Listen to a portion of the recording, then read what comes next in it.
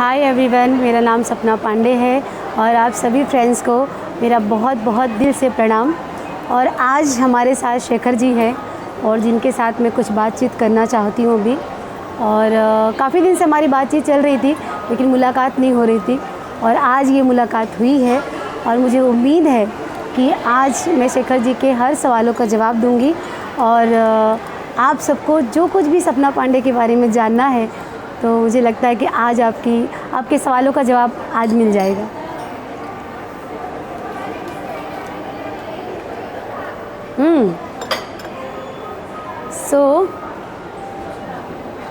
शेखर जी, सबसे पहला सवाल ये है कि मूवी में या फिर मूवी इंडस्ट्री में काम करने के लिए वो कौन सी चीज़ें हैं जो आपको बार बार इंस्पायर की और जिसकी वजह से ऑलमोस्ट 14 इयर्स की जो जर्नी है आज आपने तय कर दी है। बहुत ही मैं मतलब शब्दों में नहीं बयान कर पाऊँगी इस चीज़ को, लेकिन हाँ ये है कि बहुत पहले एक शो आता था चंद्रकांता।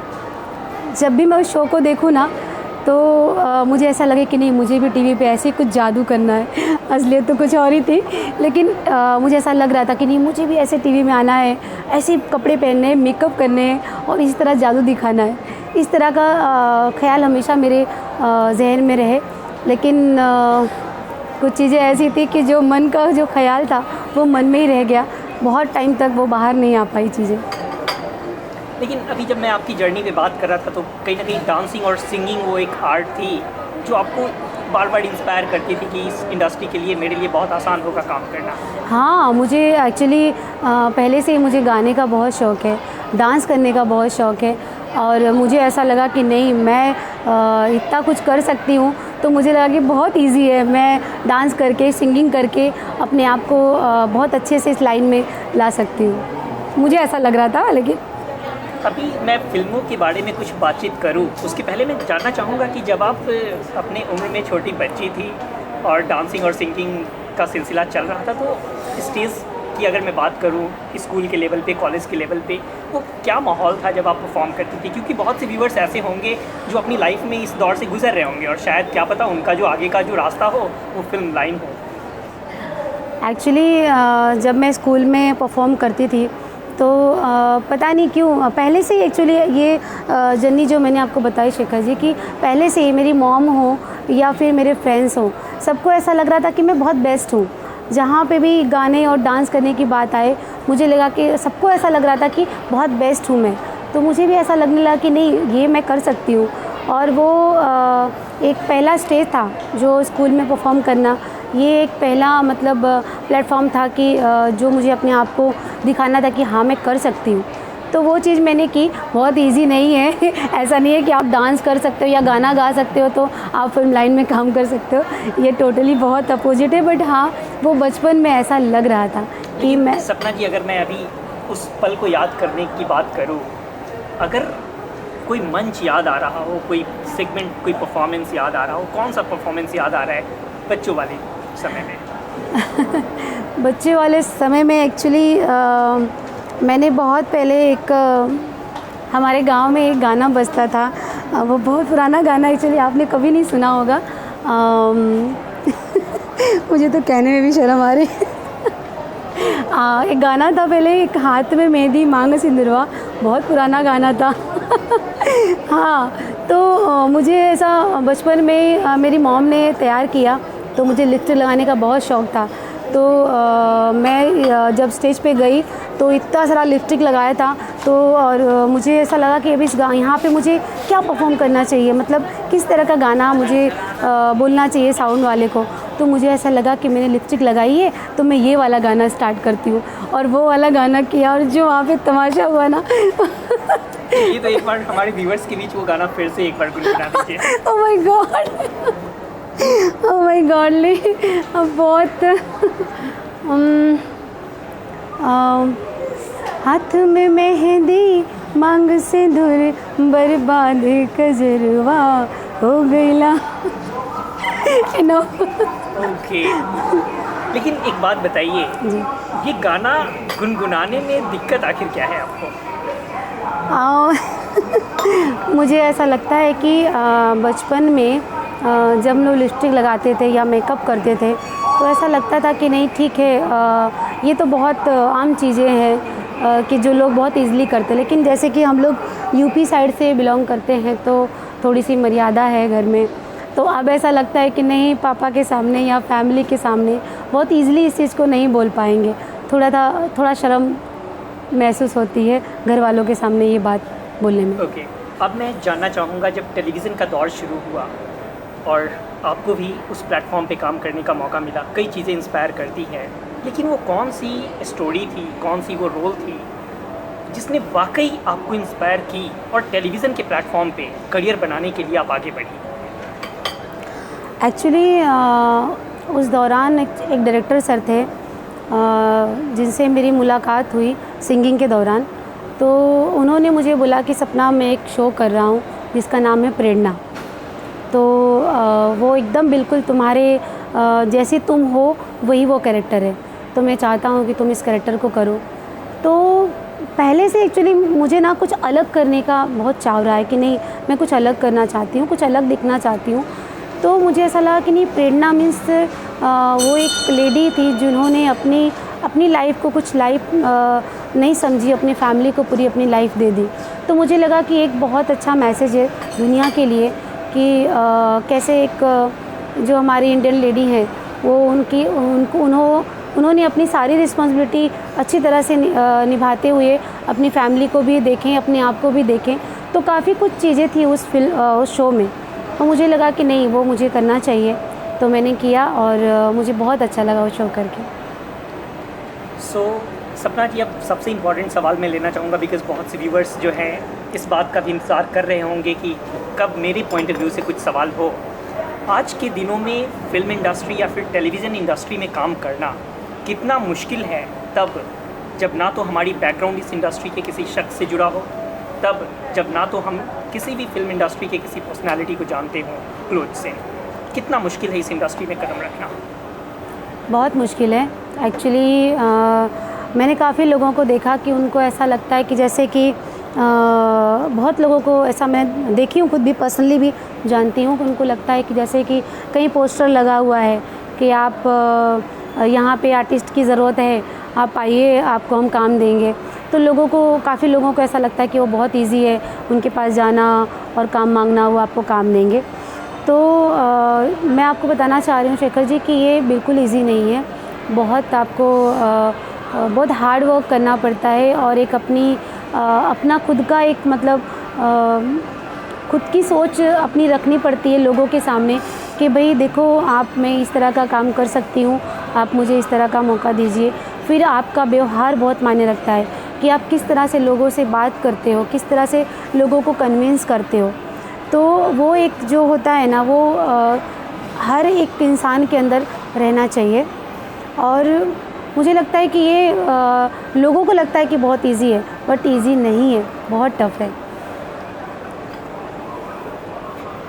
लेकिन इसके साथ अगर मैं बात करूं किसी भी आर्टिस्ट के लिए आज के दिनों में जब वो ऑन स्क्रीन आना चाहते हैं तो कई सेगमेंट को बखूबी उन्हें आना चाहिए। खासकर अगर मैं बात करूं कैमरा फेस करने के लिए भी कई चीज़ें हैं, लेकिन इसके साथ कई ऐसे स्किल्स हैं जो किसी आर्टिस्ट के लिए इम्पॉर्टेंट हैं। तो मैं पर्टिकुलरली अगर एक्ट्रेस की बात करूँ, हालांकि फ़िल्म के नज़रिया से देखें तो चीज़ें अलग हो जाती है, टेलीविज़न के नज़रिया से चीज़ें अलग हो जाती है।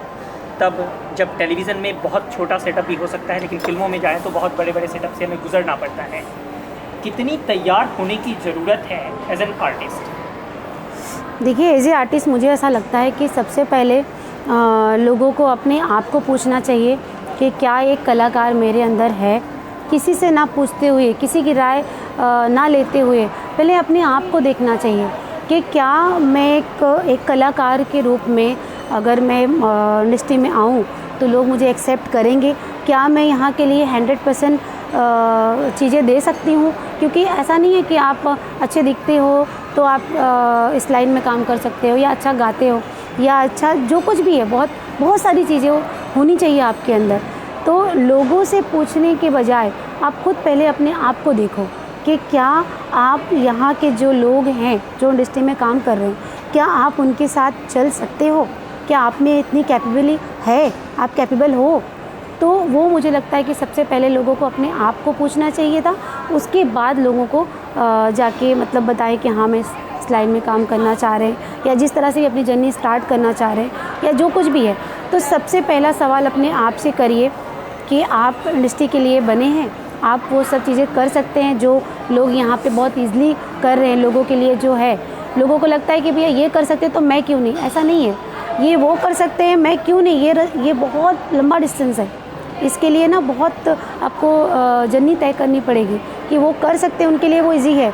इसका मतलब ये नहीं कि आप भी इजीली कर सकते हो ना, क्योंकि अगर आप कैपेबल नहीं हो तो वो आपके लिए इजी नहीं हो सकता, बहुत टफ है। लेकिन सपना जी एक बात बताइए, जब आप कैमरा के सामने होते हैं, हालांकि इस वक्त भी आप कैमरा के सामने हैं, आपकी नज़र में ऑडियंस दिखती है जिसके लिए आप परफॉर्म कर रहे हैं, आपके नज़र में आपकी अपनी पर्सनालिटी दिखती है जिसके लिए परफॉर्म कर रहे हैं, या फिर आपके सामने वो जो शख्स जो ऑन स्क्रीन के लिए पूरी तैयारी कर रहे हैं, जो प्रोडक्शन की पूरे लोग कह ले, जो लोग प्रोडक्शन में आपको सपोर्ट कर रहे होते हैं वो दिखते हैं। आप जब परफॉर्म करते हैं तो आपके सामने वो किसका इमेज होता है जिसके लिए परफॉर्म कर रहे हैं?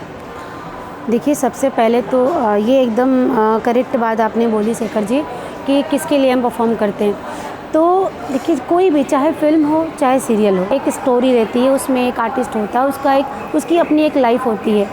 तो जब जिस तरह से वो स्टोरी होती है तो हमें क्या करना पड़ता है कि हमें पूरी तरह से अपने आप को उस स्टोरी में मैच करना है कि भाई ये जो स्टोरी है इसी हिसाब से मुझे इसमें घुल के काम करना है। ऐसा नहीं लगना चाहिए कि नहीं हम किसी के लिए काम कर रहे हैं, ऐसा लग रहा है कि ये, ऐसा लगना चाहिए कि ये हमारे लिए है, ये हम ही हैं, ये हमारी लाइफ है। तो इस तरह से अगर मैच होकर हम लोग काम करते हैं तो डेफिनेटली वो ऑडियंस भी इंजॉय करती है, हमारी टीम को भी अच्छा लगता है और अपने आप को भी अच्छा लगता है, क्योंकि हर किरदार अलग अलग होता है, हर किरदार कुछ कहता है। तो अगर हम लोग किरदार को पकड़ के कुछ काम करते हैं तो वो डेफिनेटली वो हमें भी अच्छा लगेगा और ऑडियंस को भी अच्छा लगेगा और हमारे मेकर्स को भी अच्छा लगेगा। क्या बात है, 12 मिनट 17 सेकंड के अराउंड हम लोग बातचीत कर लिए हैं और मुझे लगता है कि ये बातचीत का सिलसिला चलते रहना चाहिए। लेकिन इसके साथ ही मैं चाहूँगा कि जिस तरह की सिनेरियो फिल्मों में आपको मिली या फिर जिस तरह के सिनेरियो आपने एल्बम करते वक्त फेस की, सबसे इंटरेस्टिंग पड़ाव कहाँ पे आपको फील होता है? मेरे लिए शेखर जी दोनों मुश्किल था, क्योंकि मैं जब इस लाइन में आई तो मेरे सपोर्ट में कोई नहीं था और इवन कि कुछ भी करने से पहले एक डर भी मन में रहता था कि अरे पापा देख लेंगे तो क्या होगा, कुछ ऐसा ना कर दूं मैं जो लोगों को पसंद ना आए, हमारे घर वालों को पसंद ना आए। तो मेरे लिए तो एल्बम की लाइन भी बहुत टफ़ थी और एल्बम से सीरियल तक भी बहुत टफ़ था और अब फिल्मों के लिए भी बहुत टफ़ है। लेकिन सबसे ज़्यादा आपने कहाँ पे एंजॉय किया? एंजॉय तो सभी, लेकिन सभी चीज़ों को किया। सवाल सबसे ज़्यादा क्या है? सबसे ज़्यादा मैं फिल्मों को एंजॉय करती हूँ। फिल्मों को जी। क्यों? इससे ज़्यादा फ़ैन फॉलोइंग्स बढ़ती है क्या? Yes definitely. बहुत सारे फ़ैन फॉलोइंग होते हैं और बहुत कुछ चीज़ें आपके ऊपर एक रिस्पॉन्सिबिलिटी आ जाती है। आप जो भी कहते हो, जो आप कहीं जा रहे हो या कुछ भी हो, आप एक रिस्पॉन्सिबल पर्सन बन जाते हो कि आप कुछ भी बोलने से पहले एक बार सोचोगे कि आपके फैंस हैं, आपको जो फॉलो करते हैं, तो आप ऐसा कुछ आपको बोलना पड़ता है कि भाई नहीं, जो सबके हित में हो। तो बहुत सारी जब आप फिल्मों की तरफ आप आ जाते हो तो बहुत सारी आपको रिस्पॉन्सिबिलिटी हो जाती है जो आपको निभानी पड़ती है। और बाकी तो ठीक है, जो बोल दिया कह दिया चल जाता है, लेकिन जब आप फिल्मों तक आ जाते हो, जब एक रिस्पॉन्सिबल पर्सन आप बन जाते हो, तो फिर मुझे लगता है कि वहाँ पे आपको बहुत सोच समझ के और बहुत समझदारी के साथ बात करनी चाहिए। एक एक्ट्रेस के लिए सिंगर होना बड़ा इंटरेस्टिंग बात है, लेकिन एक एक्ट्रेस को कौन सी गाना है जो बार बार जुबान पे आती है और आज जब व्यूअर्स सामने हो तो गुनगुनाने का दिल कर रहा हो? अभी भी मेरी एक फ़िल्म है, आइए जान के बदले जान, जो कि बहुत जल्द आप सबके बीच में होगी। लॉकडाउन की वजह से कुछ चीज़ें हैं जो अभी रुकी हुई हैं। उसका एक सॉन्ग है जो मुझे बहुत पसंद है और वो मैं आपके सामने पेश करना चाह रही हूँ।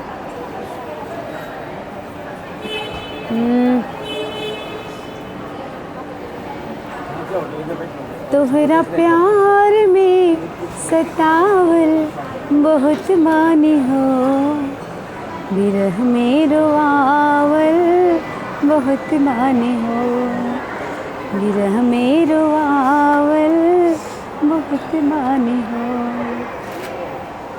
ये एक्चुअली ये सॉन्ग जो है बहुत मेरे करीब रहा है शूट से लेके अभी तक।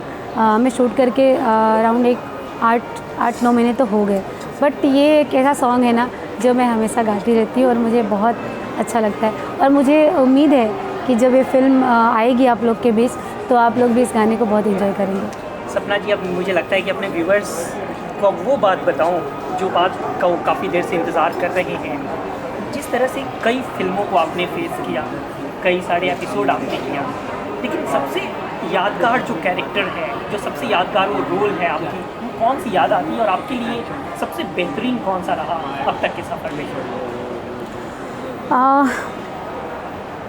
रोल तो देखिए शेखर जी सारे अच्छे ही थे। जितने भी रोल्स मैंने किए, मैंने किसी और के लिए नहीं किया। ऐसा नहीं कि मुझे किसी को प्रूव करना है इसलिए मैं ये करूँगी।